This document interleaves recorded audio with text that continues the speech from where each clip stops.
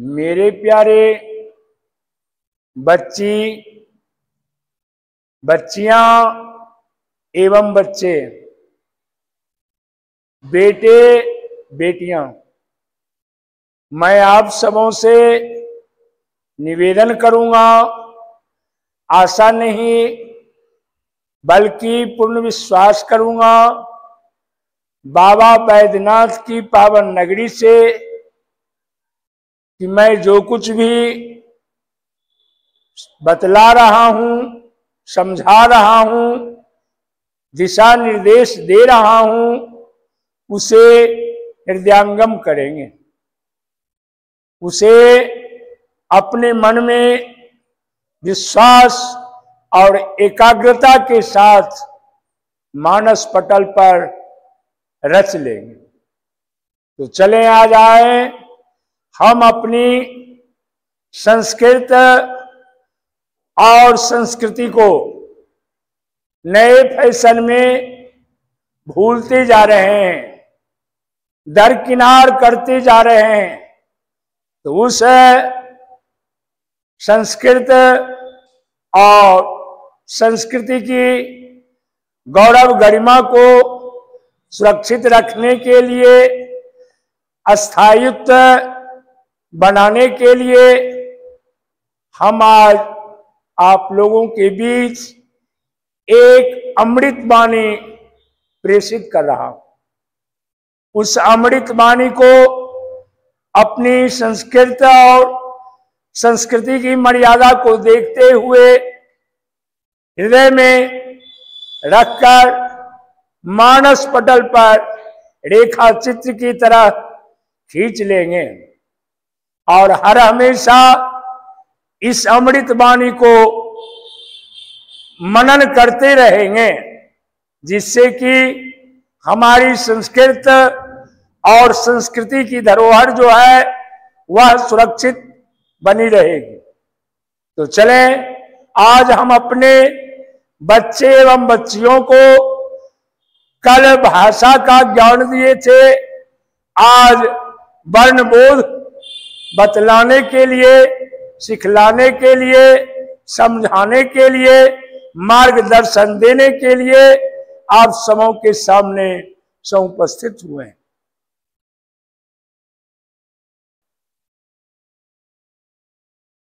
मैं स्वरचित अमृत वाणी को एक बार अपनी मुखारविंद से मां सरस्वती, मां वीणा वादनी का नाम लेकर इस मंगलाचरण को प्रस्तुत करने जा रहा हूं।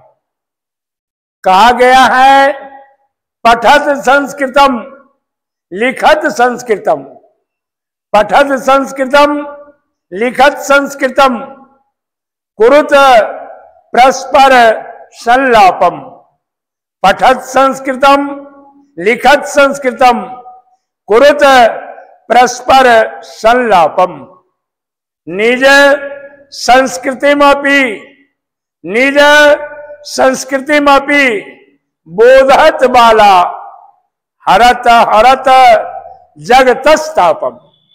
हे मां वीणा वादनी, मैं अपने बच्चे को अमृत वाणी प्रस्तुत कर रहा हूं। पठत पठत पठत संस्कृतम लिखत संस्कृतम कुरुत परस्पर संलापम, निज संस्कृतिमपि बोधत बाला हरत हरत जगतस्तापम। कहने का यथार्थ या वास्तविकता है कि मैं अपनी संस्कृत और संस्कृति की गौरव गरिमा को उन्नत बनाने के लिए, अच्छी शिखर पर लाने के लिए बच्चों को मानस पटल पर मंगलाचरण के रूप में, अमृत वाणी के रूप में यह श्लोक को प्रस्तुत कर रहा हूं। ये वाणी जो है, कहा गया है पढ़ो संस्कृत लिखो संस्कृत, पढ़ो संस्कृत लिखो संस्कृत।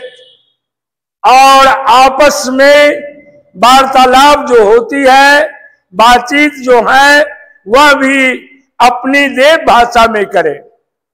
संस्कृत को पढ़ो, संस्कृत को लिखो और आपस में बातचीत जो होती है, वार्तालाप जो होती है, वाणी की आदान प्रदान जो होती है, वह भी संस्कृत भाषा में ही करे तो कहीं अति उत्तम है।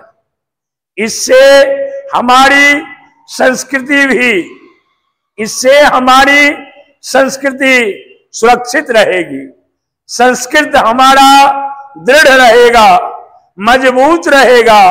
इसलिए हे हमारे बच्चों एवं बच्चियां, अपनी संस्कृति को भी जानो। हरत हरत जगतस्थापम, इससे क्या होगा? संसार का कष्ट है, दुख है, ताप है, पीड़ा है, वेदना है, तकलीफ है, व्यग्रता है, ये सभी मिट जाए। जब हम इन वाणी को उच्चारण करेंगे, प्रयोग में लाएंगे, तो हमारे जग का, संसार का ताप जो है, कष्ट जो है, पीड़ा जो है, तकलीफ है, वेदना है, ये सभी पलायन कर जाए, ये सभी भाग जाएंगे, यहां पर टिक नहीं सकते। इसी की मर्यादा और प्रतिष्ठा के लिए मैं यह अमृत वाणी स्वरचित बच्चों को समझाने के लिए, मनन करने के लिए प्रस्तुत किए। तो चले आया जाए आज व्याकरण का तीसरा भाग, यानी वर्ण बोध। अगले में पढ़े थे कि हमारी व्याकरण क्या है, हमारी इमारत कैसी मजबूत रहेगी, हमारी भाषा कैसे मजबूत बनेगी, इसकी जानकारी के लिए हम व्याकरण का ज्ञान दिए। उसके बाद हम कैसे बोलेंगे, कैसे लिखेंगे, कैसे इशारा करेंगे, कैसे संकेत करेंगे, इसके लिए हम भाषा का ज्ञान कल बतलाए। तो आज चले हम वर्ण के लिए, वर्ण की ओर जा रहे हैं कि वर्ण क्या चीज है, वर्ण बोध क्या है। लोग क्या करते हैं, पढ़ा करते हैं कि वर्ण किसे कहते, वर्ण है क्या, वर्ण आया कहां से, इसकी उत्पत्ति किसने की, यह है क्या। इस वास्तविकता को, इस तथ्य को जान नहीं पाते हैं, केवल वर्ण की परिभाषा और भेद जानने के लिए व्यग्र रहते हैं। तो चलो मैं वही अंधकार को मिटाने के लिए पुनः इस वर्ण बोध की जानकारी के देने के लिए समुपस्थित हुए। तो आया जाए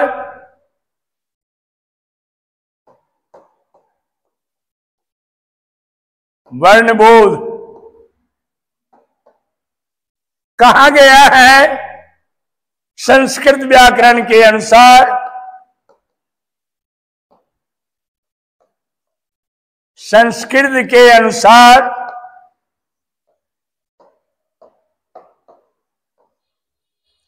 वर्ण को 4 भाग में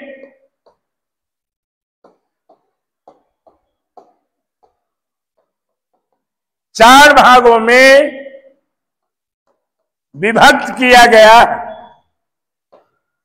विभक्त किया गया।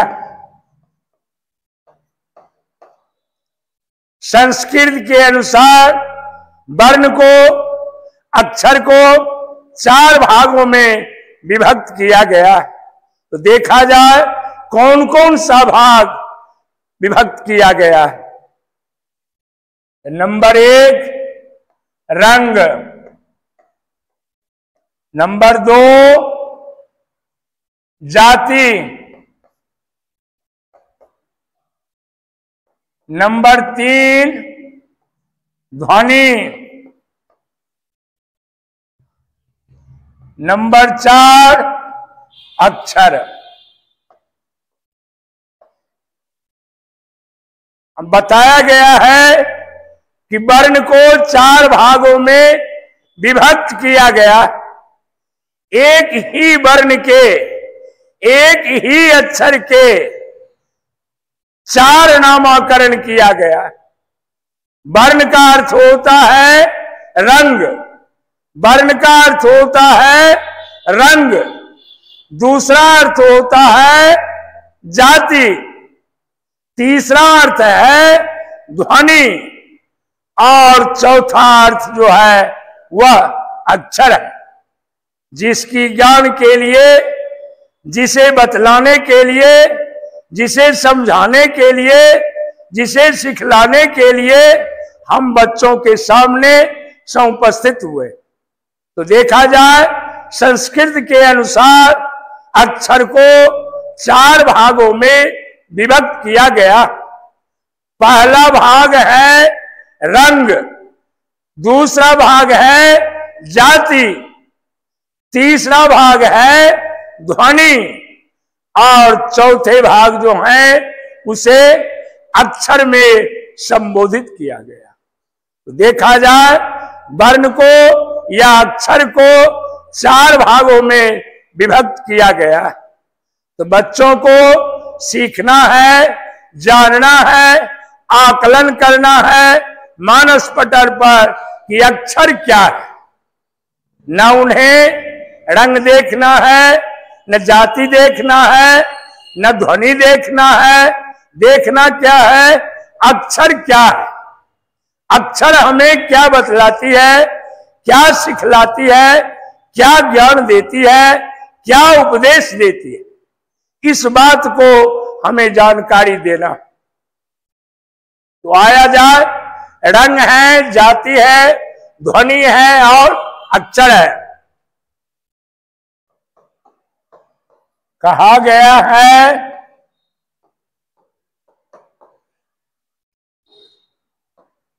चतुर वरेण्यम मया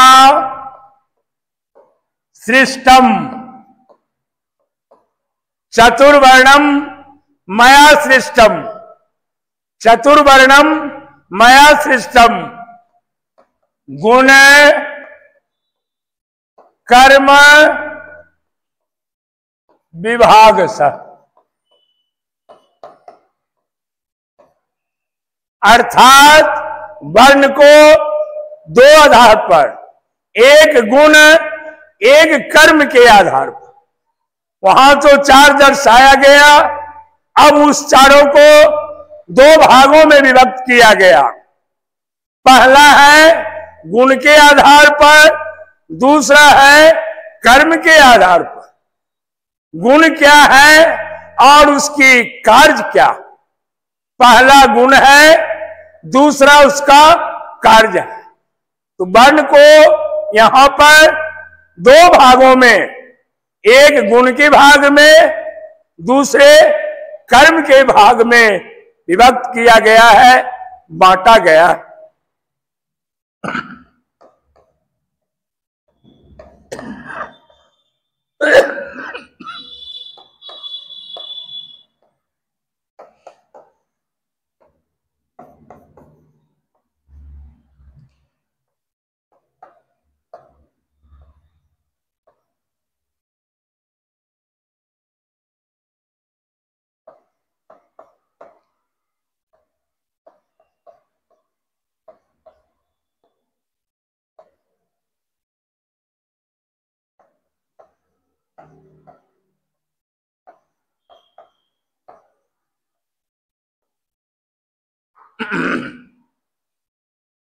रंगवाचक है, वाचक का अर्थ है पहचानने का नियम।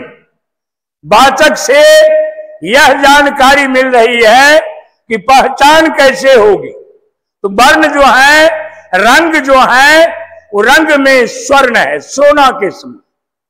जाति है जो 4 जाति सभी कोई जानते हैं, परिलक्षित है। तीसरा है ध्वनि, अगले दिन आप पढ़ चुके हैं। भाषा जो है वह एक ध्वनि है, आवाज है, और आवाज ही वर्ण में या अक्षर में परिवर्तित हो जाते, रूपांतरित करते जाते हैं। ज्यों ज्यों हमारी संस्कृति की गरिमा बढ़ती जाती है, उसी तरह यहां भी आगे की ओर बढ़ते जाते हैं। तो देखना है कि ध्वनि के बाद अक्षर का बोध होता है, ध्वनि के बाद अक्षर का वाचक होता है, अक्षर की गिनती होती है। तो हमें अक्षर को जानना है, हमें अक्षर को पढ़ना है, हमें अक्षर को सीखना है।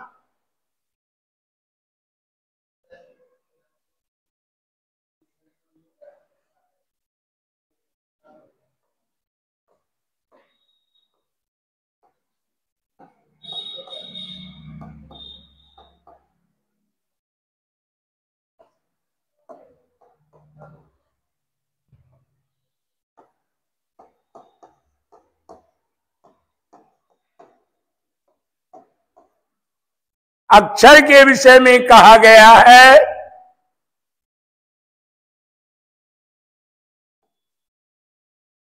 देखना है कि अक्षर क्या कहता है, अक्षर से क्या बोध होता है, क्या जानकारी मिलती है, क्या विवेचना करते हैं। तो कहता है अकः सवर्णे दीर्घ, अर्थात स्वर के एक वर्ण के बाद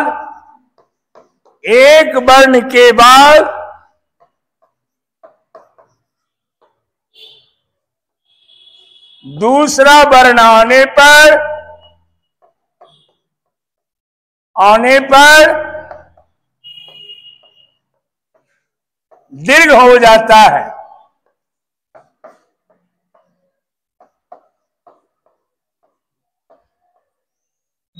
उसे ही अकः सवर्णे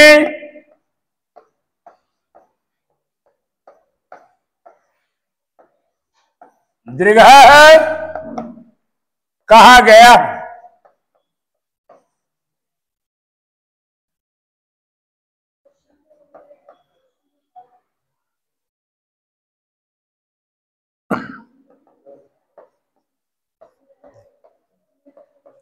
जाने अकः सवर्णे दीर्घ, ये अक्षर के विषय में बतलाते हैं, दिखाते हैं कि स्वर के एक के बाद, स्वर वर्ण के एक के बाद एक दूसरा वर्ण जब आते हैं तो उसे दीर्घ कहा जाता है।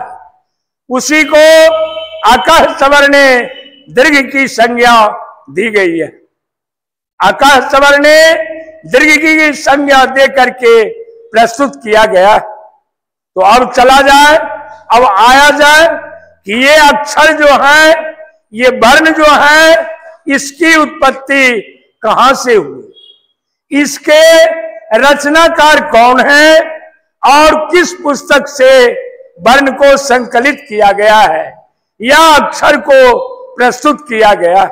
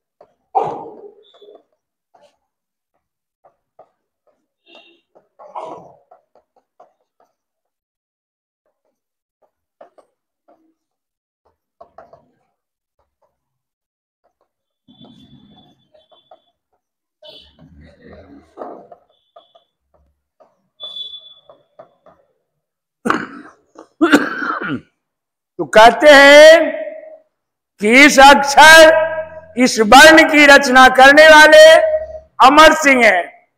कौन है अमर सिंह? इन्होंने अमरकोश पुस्तक की रचना की है।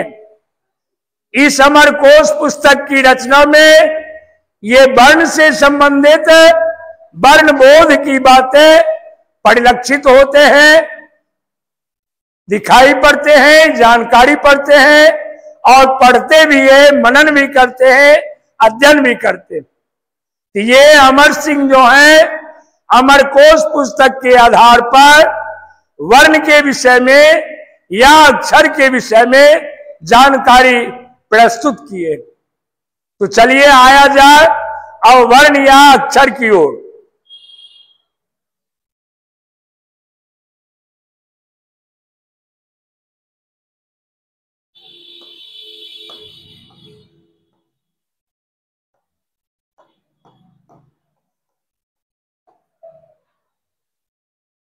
अब कहते हैं कि वर्ण किसे कहते हैं? वर्ण या अक्षर किसे कहते हैं?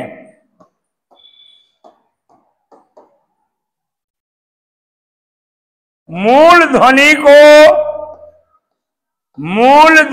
को अक्षर या वर्ण कहते हैं। दूसरे ही अर्थों में भाषा की सबसे छोटी इकाई को अक्षर या वर्ण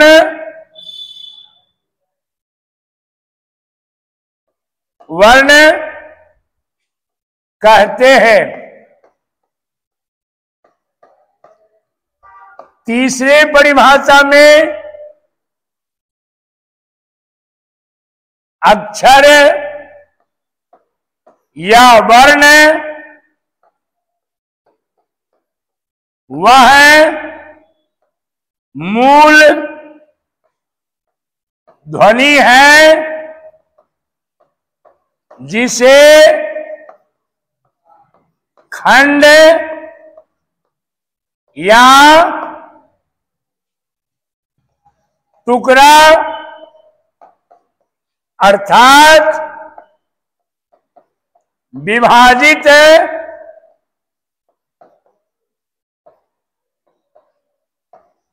नहीं कर सकते हैं, उसे ही अक्षर या वर्ण कहा गया। तो कहते हैं कि वर्ण या अक्षर किसे कहते हैं? वर्ण या अक्षर किसे कहते हैं? मूल ध्वनि को यानी जो आवाज निकलती है, सर्वप्रथम जो मेरे मुखारविंद से आवाज निकलती है, ध्वनि निकलती है, उसे ही हम अक्षर या वर्ण कहते हैं। उसी को हम अक्षर या वर्ण कहते हैं। दूसरी ही अर्थों में कल हम भाषा में वस्तुनिष्ठ प्रश्न में बता चुके हैं कि भाषा की सबसे छोटी इकाई को वर्ण कहते हैं। भाषा की सबसे छोटी इकाई को वर्ण कहते हैं। तो तीसरे परिभाषा में अक्षर या वर्ण को, अक्षर या वर्ण वह मूल ध्वनि है।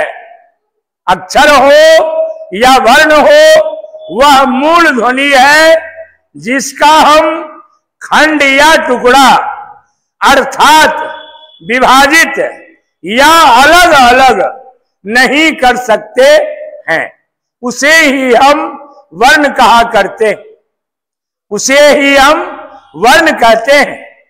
तो कहने का है भाषा की सबसे छोटी इकाई को वर्ण कहते हैं, मूल ध्वनि को वर्ण कहते हैं, जिसे खंड या टुकड़ा नहीं किया जाए।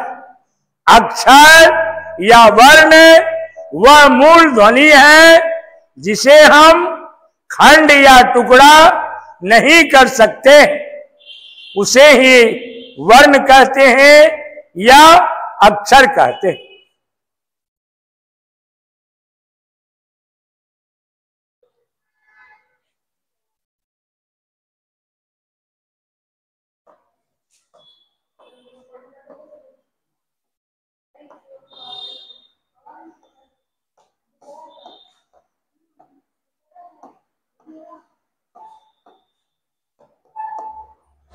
अब देखना है यह अक्षर या वर्ण, यह वर्ण या अक्षर कितने भागों में बांटा गया है, इनके भाग कितने हैं, इसके भेद कितने हैं, इसके रूप कितने हैं।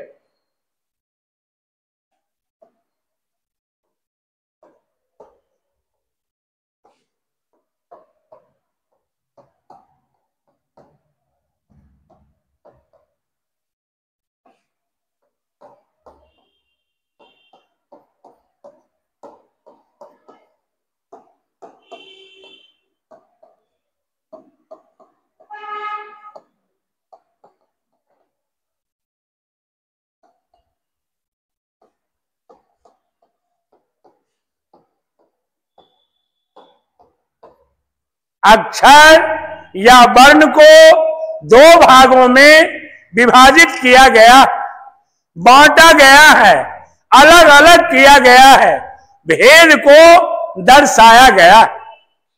तो पहला है स्वर वर्ण, दूसरा है व्यंजन वर्ण।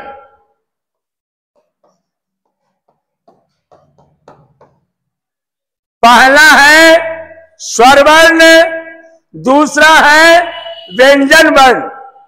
जब इसको विभाजित किया गया, बांटा गया, तो ये दो भागों में बट गया।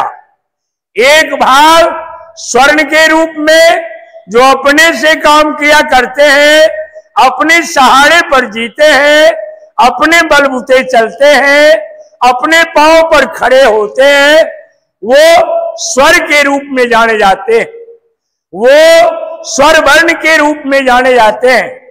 दूसरा उसका खंड है व्यंजन वर्ण। व्यंजन वर्ण जो है वह अकेले नहीं चल पाती है, वो बैसाखी पर चलती है, दूसरे के सहारे, दूसरे के बलबूतों पर चला करती है। तो क्या है, व्यंजन वर्ण वह वर्ण है जो बिना स्वर वर्ण की, व्यंजन वर्ण बिना स्वर वर्ण की सहायता से कोई काम नहीं कर सकती है। व्यंजन वर्ण वह वर्ण है जो बिना स्वर वर्ण की सहायता से कोई काम नहीं कर सकते। स्वर वर्ण वह है जो स्वतः बोला जाता है, स्वर वर्ण वह है जो स्वतः उच्चारित होता है, उसे ही हम स्वर वर्ण कहते हैं। व्यंजन वर्ण जो स्वर वर्ण की सहायता से बोले जाते हैं, उसे हम व्यंजन वर्ण कहते हैं। तो आया जाए, देखा जाए स्वर वर्ण की परिभाषा।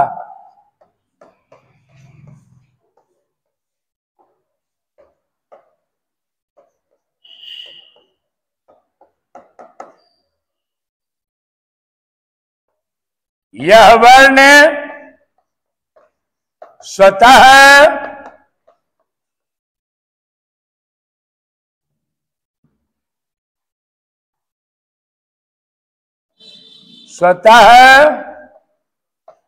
उच्चारित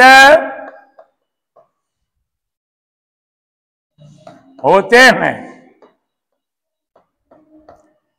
जैसे अ, आ, हर्षई, दीर्घई, हर्षऊ, दुर्गऊ और रीबर। अ, आ, हर्षई, दीर्घई, हर्षऊ, दुर्गऊ, री क्या है? ये वर्ण जो है स्वर वर्ण है।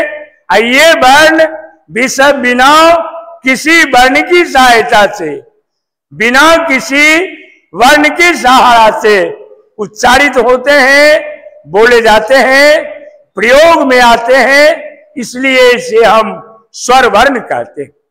तो स्वर वर्ण में आया जाए अ, आ, हर्षई, दीर्घई, हर्षऊ, द्रुगऊ, ए, ओ, औ। 11 इनकी संख्या कितनी है? 11 है। स्वर वर्ण जो है अ, आ, हर्षी, दीर्घई, हर्षु, दुर्गऊ, री, ए, ओ, औ। ये 11 जो है स्वर वर्ण माने जाते हैं। ये 11 स्वर वर्ण के रूप में अपना काम किया करते हैं।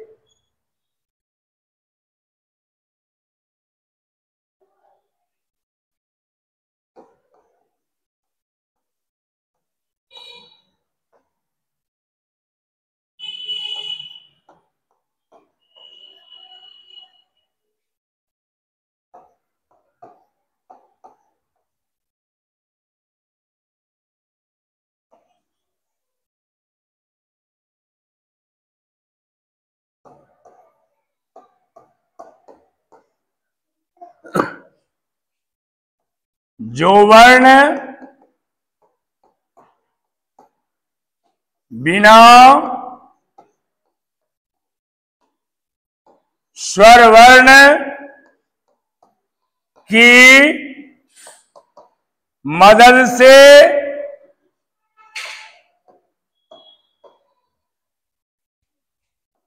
उच्चारित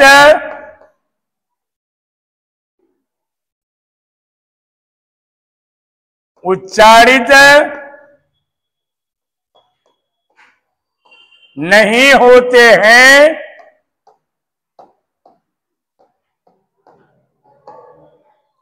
उसे व्यंजन वर्ण कहते हैं।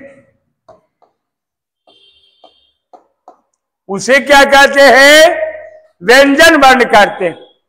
जो वर्ण बिना स्वर वर्ण की सहायता से नहीं बोले, वह वर्ण स्वर वर्ण की सहायता से बोला जाता है, उच्चारित होता है, उसे ही हम व्यंजन वर्ण कहते हैं। कहा भी गया है जो वर्ण स्वर वर्ण की मदद से उच्चारित होते हैं, उसे हम व्यंजन वर्ण कहते हैं। जो वर्ण स्वर वर्ण की मदद से, स्वर वर्ण की सहायता से बोला जाए, उच्चारण किया जाए, लिखा जाए, तीनों रूप में स्वर की ही सहायता, मदद लेनी पड़ती है, तभी वह वर्ण उच्चारित होते हैं। इसलिए उसे व्यंजन वर्ण की संज्ञा दी गई है। तो आया जाए उसकी पहचान।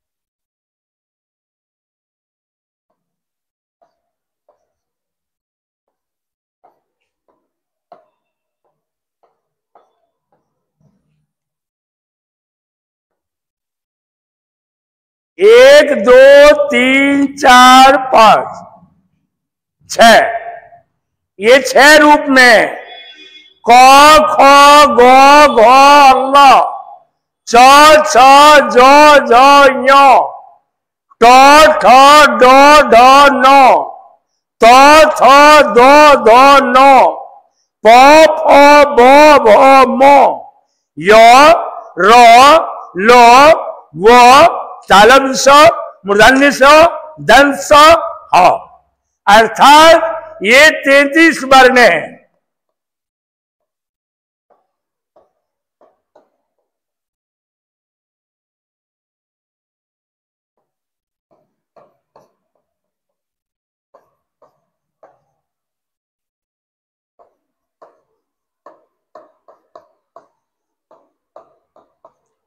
ये 33 वर्ण के रूप में है, इसे हम व्यंजन वर्ण कहते हैं। जो च है ओ के सहारे, छ है तो वो के सहारे, यानी जितने भी व्यंजन वर्ण हैं सभी स्वर वर्ण की मदद से ही, स्वर वर्ण की सहयोग से ही, स्वर वर्ण की सहायता से ही उच्चारित होते हैं, इसलिए इसे व्यंजन वर्ण कहा गया है। और ये 33 है।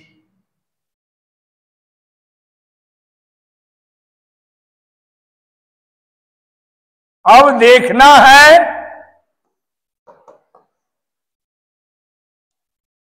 अ से शुरू किया गया अ वर्ण, शुरुआत वर्ण की अ से हुई है। तो अ क्या है? अ क्या है, पहले इसकी जानकारी ले लें। जिस वर्ण से हमारी भाषा, व्याकरण या वर्णबोध होते हैं, पद होते हैं, वाक्य होते हैं, शब्द होते हैं। ध्वनि है, वर्ण है, शब्द है, वाक्य है, पद है, सभी यही वो वर्ण, सभी यही अ वर्ण के सहारे ही आगे बढ़ते हैं। शुरुआत, प्रारंभ, जन्म सबसे पहले अ वर्ण की हुई है। जानना है कि अ वर्ण क्या है और इनके कितने नाम हैं, अ वर्ण कितने नाम से जाने जाते हैं। तो अ वर्ण,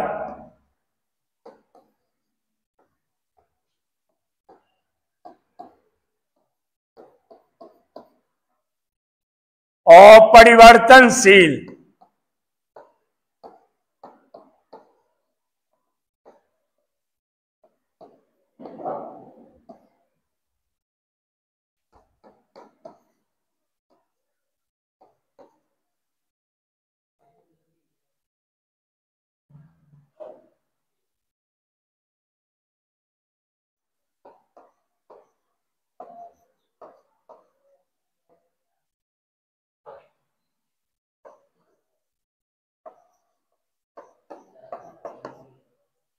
अ वर्ण जो है ये क्या है? अविनाशी है। अ वर्ण क्या है? अविनाशी है। क्यों? कि इसकी कभी विनाश नहीं हो सकती है।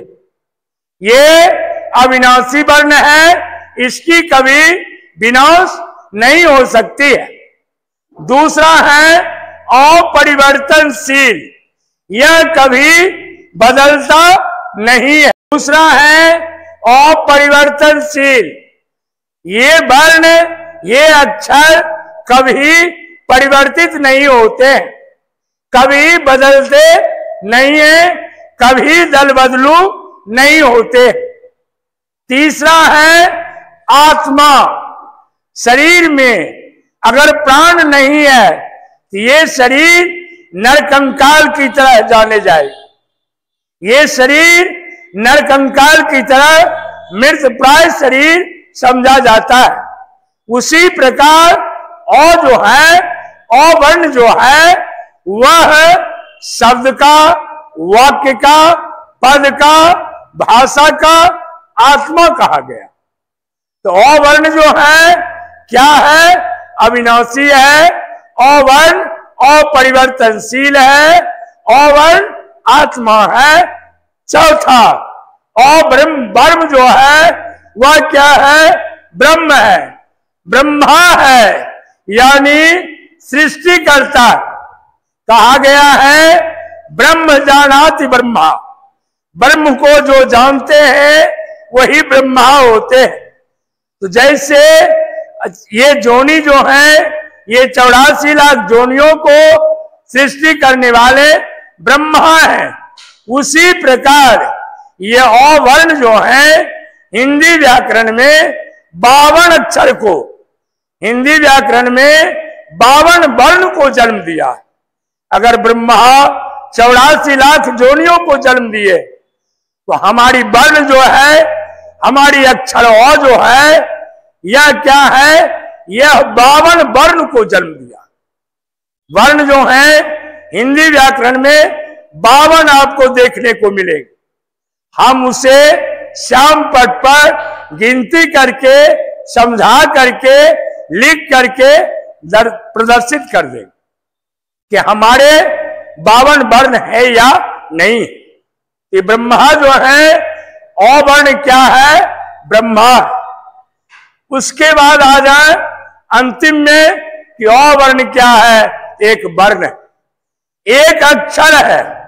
तो चला जाए, अवर्ण अविनाशी है, जिसका कभी विनाश नहीं होता। अवर्ण परिवर्तनशील है, जो कभी परिवर्तित नहीं होता। वर्ण जो है वह आत्मा है, जो सभी वर्णों को सृष्टि किया है, जन्म दिया है। उसी के आधार पर वह शब्द की रचना होती है, वाक्य की रचना होती है, पद की रचना होती है और भाषा की रचना की गई। जितने भी मूल कृति है ना, वर्ण के जितने भी मूल कृति हैं, वो सभी आत्मा पर ही आधारित।